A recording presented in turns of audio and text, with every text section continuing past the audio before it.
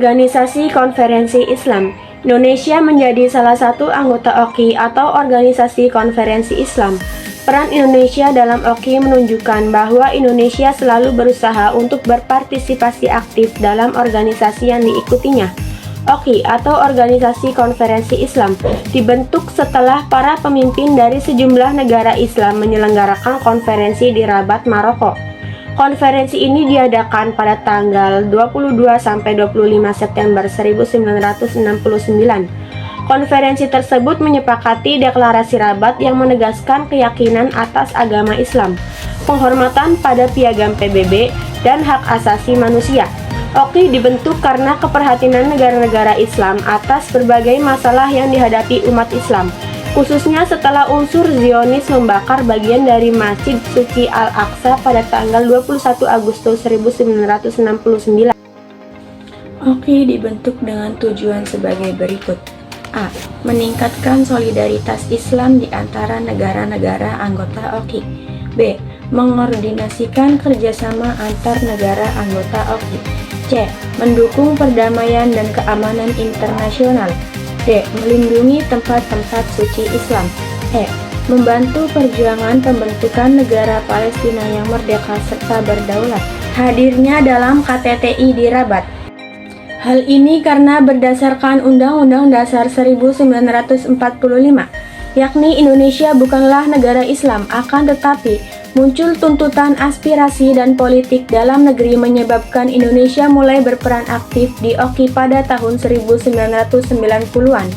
Hal ini ditandai dengan hadirnya Presiden Soeharto untuk pertama kalinya hadir dalam KTT ke-6 OKI yang diselenggarakan di Senegal pada bulan Desember 1991.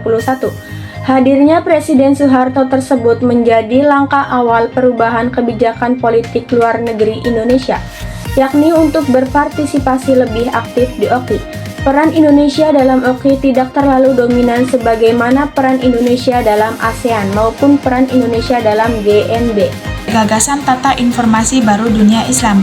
Indonesia mempelopori gagasan perlunya tata informasi baru dalam dunia Islam. Hal ini dikemukakan dalam Konferensi Menteri-Menteri Penerangan OKI tahun 1988. Ketua Komite OFSIC. Sebagai Ketua Komite OFSIC, Indonesia bertugas memfasilitasi perundingan damai antara Moro National Liberation Front atau MNLF dengan pemerintahan Filipina. Tuan rumah konferensi tingkat menteri KTM OKI ke-24.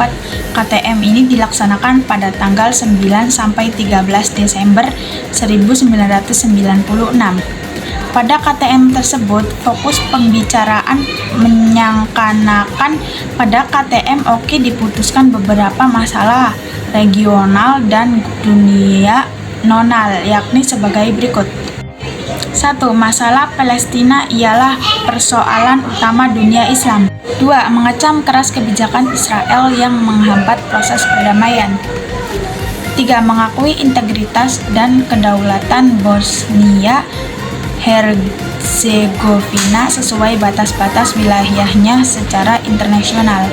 4. Menghimbau diadakannya perundingan damai di wilayah Jammu dan Kashmir, menegaskan perlunya dihormati hak rakyat Kashmir untuk menentukan nasib sendiri dan mengecam tegas pelanggaran hak-hak asasi manusia di kawasan tersebut.